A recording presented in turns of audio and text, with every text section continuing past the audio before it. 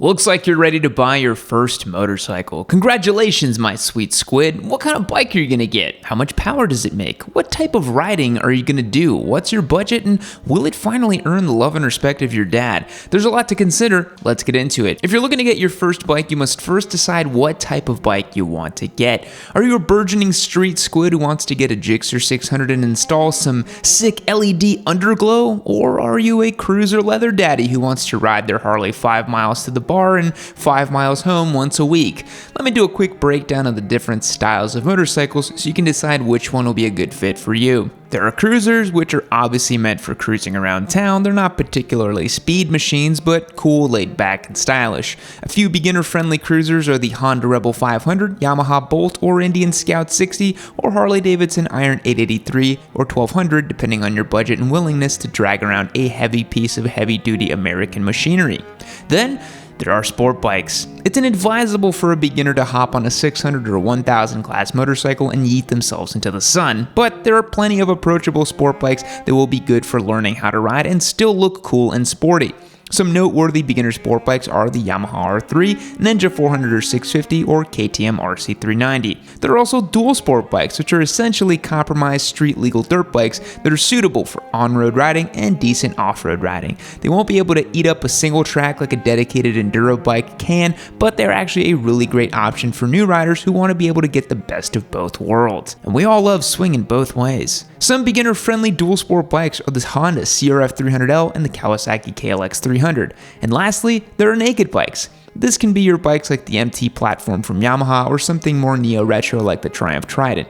I won't get into the nitty-gritty of all the different naked motorcycles because it is a massive and almost all-encompassing category, but naked bikes have an upright seating position and engines that prioritize low-down torque and accessible power instead of peak horsepower at a high RPM. A couple beginner-friendly naked bikes would be the Duke 390, NT07, or Triumph Trident, depending on your comfort level and budget. Alright, so you've got an idea of what type of bike you want to ride. That's half the battle. There are so many different types of motorcycles and each company has a handful of bikes per each category, but don't overthink it too much. You're buying your first bike, not your last bike, so having something that is comfortable and reliable and will encourage you to keep riding and learning is more important than getting a bike that is 100% the best bang for your buck when you very well may only have it for like a year or two before moving on to something else or introducing another bike to your stable. After you've decided which style you want to pursue before you start shopping around, you will want to have an idea of which specs are important to know. Ask any spec sheet warrior, the devil is in the details, baby. Here are a few details a new motorcyclist wants to be cognizant of when choosing a motorcycle. One of the most important specifications when looking at motorcycles are the power figures, and when you first start looking at bikes, you might not even be able to comprehend what is an adequate or unsafe number for a motorcycle. You have to remember a beginner bike will only weigh around 400 pounds or so it's important to keep things into perspective. If you're coming from the car world, 42 horsepower might not sound very impressive, but a 42 horsepower engine in an R3 that weighs just 370 pounds will feel like a rocket ship to a new rider. How much power a new rider can handle will be unique to each individual, but I'd say for a new motorcyclist coming in with very little experience, should probably stay around 50 horsepower or less. While a mature rider who has maybe spent some time on dirt bikes could manage something up to about 70 or 75 horsepower on a machine like an SV650. Remember, this is all relative and specific to the individual and sort of just my thumb in the wind, so you'll want to have a good long look at yourself and not solely rely on the opinion of your beloved internet motorcycle man. But if you don't have friends who ride, there is no better place to get advice from other riders or your very own Papa Yam than our community over at yammynoob.co. We've got an awesome community from all different types of riders on our member-exclusive Discord server. It is a super fun and welcoming place to chat about bikes, get advice on your build, or just swap some hilarious motorcycle memes. Community members get access to a ton of exclusive content as well. I've got a weekly segment called a Yam Cam, a live stream where members can chat with me directly and get some advice or insight in a real-time setting. As a bonus, every membership automatically gets you entries to win one of our giveaway motorcycles that we do every month. Head over to yammynoob.co to see which tier level is right for you and get entered yourself to win. Again, that's yammynoob.co, that's .co. Now let's get back to the video. Another important thing to consider when looking for a bike are the dimensions, specifically the seat height and weight, both of which will make a huge difference in whether or not you feel comfortable on that bike. Like I said, 400 pounds give or take is average for a motorcycle depending on the style of bike. A dual sport will be closer to 300 pounds, a small sport bike will be around 400 plus or minus depending on the model, while some cruisers are close to 500 or more. And again, this is all relative and unique to the rider, so the easiest way to know what feels comfortable for you is to go to a dealership and ask to sit on some of the different bikes, or bug your friend until he lets you swing a leg over his Turbo Busa so you can feel what 550 pounds feels like between your legs. And while you're at it, make a note of the seat height. For some riders that are 5'10 or taller, it should feel pretty comfortable on just about any normal motorcycles, but for smaller riders, petite women, or short kings, it will typically be more important to consider seat height. Luckily, many motorcycles geared for beginners will have shorter seat heights, so it will be lightweight and not too scary to balance a taller bike on your tiptoes. Some bikes sit as low as 27 inches, while some dual sport bikes can be as tall as 37 inches. Again, the easiest way to know or to be sure is to sit on these bikes and get an idea of what the height and the weight and the dimensions you're comfortable with. But beware, if you do this, the salesman at the dealership may very well call you daily until you buy a bike from him. Don't give them your phone number. And last thing to consider for the dimensions of the bike is the ergonomics. While this is hard to explicitly calculate, it is smart to consider exactly how a bike will feel while you're on the saddle. Does a bike have low slung clip-on handlebars connected directly to the forks, or a wide flat handlebar? Do you sit on top of the bike, or does it feel like you're positioned more within it? Where are your feet? Are they still attached to your body?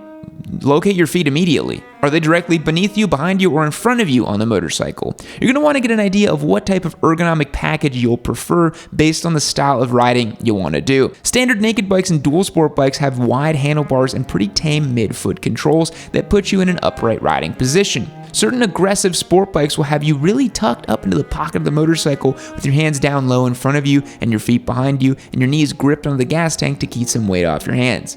While a more casual, street-oriented sport bike will usually have more docile ergonomics with raised clip-ons and less rearward foot controls. And then a cruiser will have your legs spread out in front of you and your arms up and out as well. Of course, there will be unique differences in every motorcycle, so again, you can make generalizations and get a basic idea about a bike, but the only way you're going to really know for sure how it feels is to go sit on one and see for yourself. After you know a little bit more about the styles of motorcycles and what the criteria you want to look for, then it's time to start shopping around. The easiest way to do this is browsing online to get an idea of what sort of motorcycles are available in your area and what they're going for price-wise. You'll learn pretty quickly that recommended MSRP really doesn't mean much these days, and prices will vary greatly depending on exactly where you live. You want a really good deal on a motorcycle?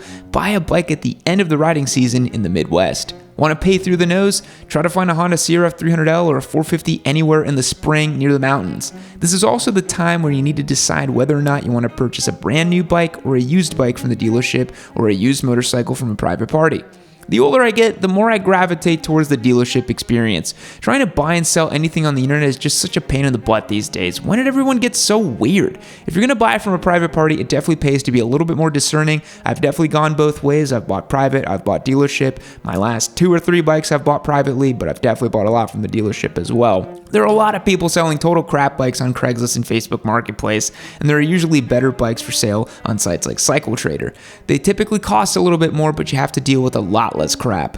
When buying a used motorcycle, know which questions to ask and things to look for. How long have they had the bike? Why are they selling it? What mods have they done? What was their maintenance routine? Does it come with a box of spare parts and OEM exhaust cans that you'll never put back on the bike, but instead just include with the purchase when you inevitably sell the bike yourself? There are lots of good resources online, even old videos we've done here at Amy Noob on how to buy a used motorcycle. So go and search that out if you want all the details, because that is an entire video in and of itself. It's always helpful to have a friend come with you and check out the bike as well to get an extra set of eyes and provide physical backup in case things start to get hairy. Alternatively, you can buy a motorcycle from a dealership. A dealership is usually a much smoother, more professional experience, although your options may be limited depending on where you live. And just know you'll definitely end up spending more money with higher asking prices and taxes and fees and all those sort of things. If you're buying a new motorcycle, you have the benefit of a full warranty, which is always nice for peace of mind. But remember, buying a used motorcycle or even a used car from a dealership does not mean it's 100% perfect. Whether it is just through ignorance or deliberate malicious intent, you can't trust 100% that a used bike coming from a dealership won't have its own quirks as well. I mean, some young guy could have very well just dropped the bike off at the dealership on a trade-in day before they rolled it out onto the showroom floor on the same day you walked in and bought it. So just be cognizant, ask questions, do your research, and bring a more experienced rider along for a second opinion. Whether you bought a used bike from a private party or a new bike from a dealership, you're going to need to get it insured, registered, and in some states inspected before you can legally ride it on the road. When I've bought used bikes from a private party in the past, I just have signed the title and written it home and sorted out the paperwork later, or I haul it in my truck.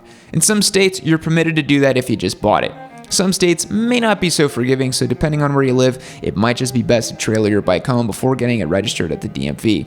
If you're buying a bike from a dealership, they should be able to take all the care of the paperwork for you, so it's 100% legal right from the get-go. But yeah, make sure to not put off getting your bike legal and on the books with proper insurance, because in the instance you do end up getting pulled over, a police officer is going to be far less lenient with you if you were speeding and you don't have the bike registered or insured versus just speeding. Alright, I guess that about wraps it up. How to buy your first bike. All things considered, it's pretty straightforward if you do your research ahead of time and know what to look for. It usually pays to be patient as well. Do your research, shop around, don't just buy the first Turbo Busa you see on Facebook Marketplace. Good luck in your search, and if you like this content, be sure to subscribe and click that notification bell. Fact: the cracking sound a bullwhip makes when properly wielded is in fact a small sonic boom. The end of the whip, known as the cracker, moves faster than the speed of sound, thus creating a sonic boom.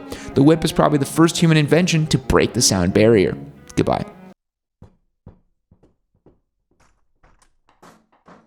Keep watching